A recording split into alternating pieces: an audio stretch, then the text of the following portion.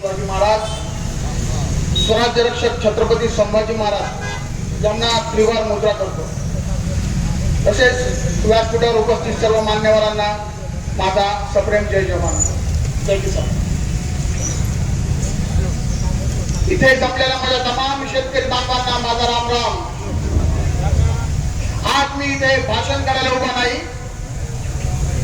आज मी इथे तुमच्या प्रत्येकाचा आवाज बनून उभा आहे। हा आवाज आहे शेतात राबणाऱ्या प्रत्येक हातांचा, हा आवाज आहे वेगवेगळ्या शेतकऱ्यात राबणाऱ्या शेतकऱ्यांचा, हा आवाज आहे भेगाळलेल्या पायांचा, हा आवाज आहे चिंता करत जगणाऱ्या डोळ्यांचा आणि उद्या काय हा प्रश्न विचारणारा प्रत्येक मनाचा। शांत शेतकरी म्हणजे कमजोर नाही, शांत शेतकरी म्हणजे कमजोर नाही, तो संयमाचा इतिहास आहे। पण तो उठला तर लक्षात ठेवा, संपूर्ण व्यवस्था हलवण्याची ताकद आहे। आज तीच ताकद आजवण्यासाठी आणि आपल्या हक्काचं मागण्यासाठी आपण एकत्र आलो आहोत। बांधवांनो, हीच ती वेळ।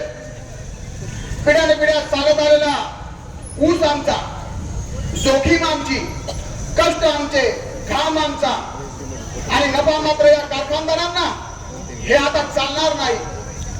जेव्हा तुम्हाला मताची गरज असते तेव्हा आम्ही तुमच्यासाठी शेतकऱ्याची लेकरं होतो आणि जेव्हा ऊसाला दरवाढ देण्याची वेळ येते तेव्हा तुम्ही व्यापाराची लेकरं होतात।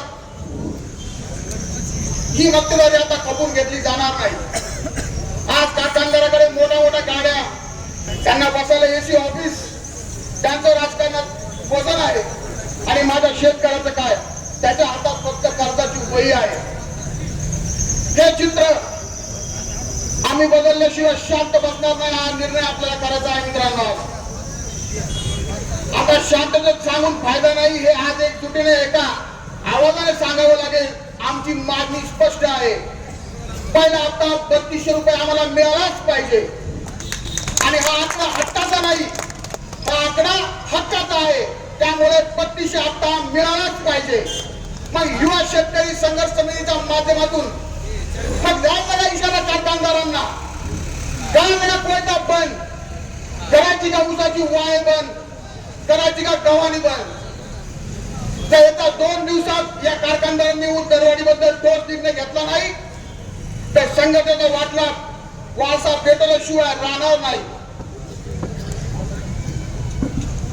शेतात राबतो वर्षानुवर्ष, शेतात राबतो वर्षानुवर्ष, तोंडाचा शब्द नाही तक्रारींचा। शेतात राबतो वर्षानुवर्ष, तोंडाचा शब्द नाही तक्रारींचा। पण आता पेटायचा प्रश्न हा, पण आता पोटाचा प्रश्न झाला तर आवाज उठवणार शेतकऱ्यांचा, तर आवाज उठवणार शेतकऱ्यांचा। धन्यवाद।